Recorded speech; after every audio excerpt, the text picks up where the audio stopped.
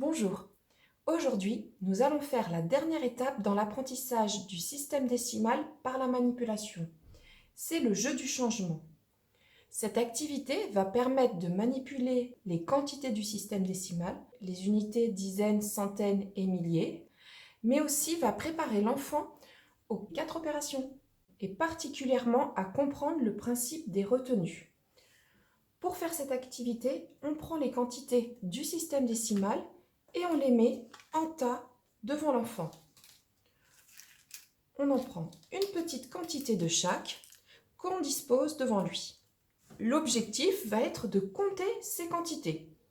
Pour une fois, elles ne seront pas bien arrangées comme on en a l'habitude. Quand le tas est devant l'enfant, on va lui demander s'il a une idée de la quantité qu'il y a devant lui. Il ne sait pas, nous non plus, eh bien il faut compter. On laisse le choix à l'enfant de savoir ce qu'il veut compter en premier.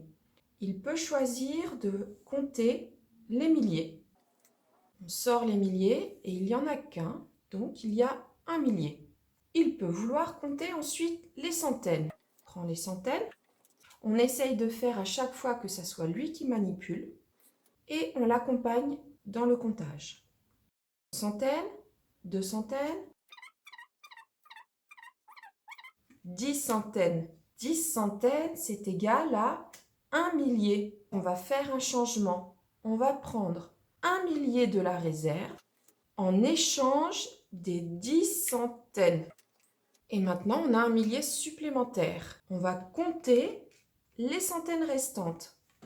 1 centaine, 2 centaines, 3 centaines. Maintenant, l'enfant va compter les dizaines. 1 dizaine, 2 dizaines, 10 dizaines. 10 dizaines, c'est égal à 1 centaine.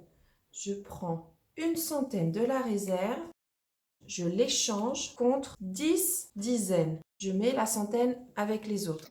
À chaque fois que je fais le changement avec l'enfant, je mets un peu d'emphase dans ma voix pour mettre en avant le changement. 1 centaine, c'est égal à 10 dizaines. On continue de compter les dizaines. 1 dizaine, 2 dizaines, 9 dizaines.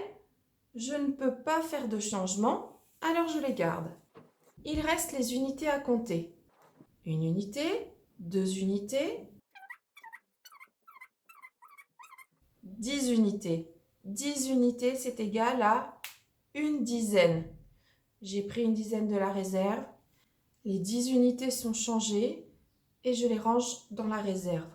La dizaine rejoint les autres. Je continue de compter les unités. 1 unité, 7 unités, 8 unités. Je ne peux pas faire de changement, je garde les unités. Et maintenant, on va demander à l'enfant de compter 2 milliers, 4 centaines, 1, 2, 3, 4, 5, 6, 7, 8, 9, 10 dizaines. 10 dizaines, c'est égal à 1 centaine. Donc, on a un changement supplémentaire à faire. On prend la centaine et on range les dizaines dans la réserve. Il n'y a plus de dizaines, mais il y a 1, 2, 3, 4, 5, 6, 7, 8 unités. Le fait de ne pas indiquer à l'enfant par quoi il faut commencer de compter va lui donner l'expérimentation que nous venons de vivre. C'est-à-dire qu'il va se rendre compte, en faisant lui-même les changements, qu'il vaut mieux compter les unités en premier, puis les dizaines, puis les centaines et les milliers à la fin.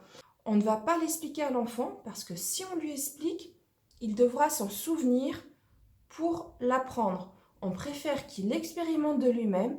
S'il est amené plusieurs fois à refaire des changements alors qu'il a déjà, comme là, compté les dizaines, eh bien, ça lui donnera l'expérimentation et il construira son apprentissage.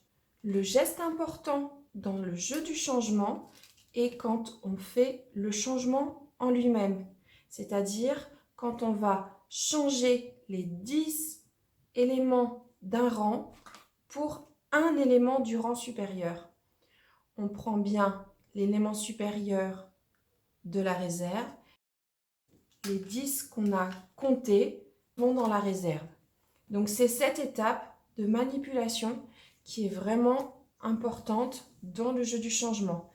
Cela va être utile pour les 4 opérations et particulièrement quand on viendra aux opérations avec retenue. Je vous invite donc à voir maintenant les vidéos concernant les 4 opérations.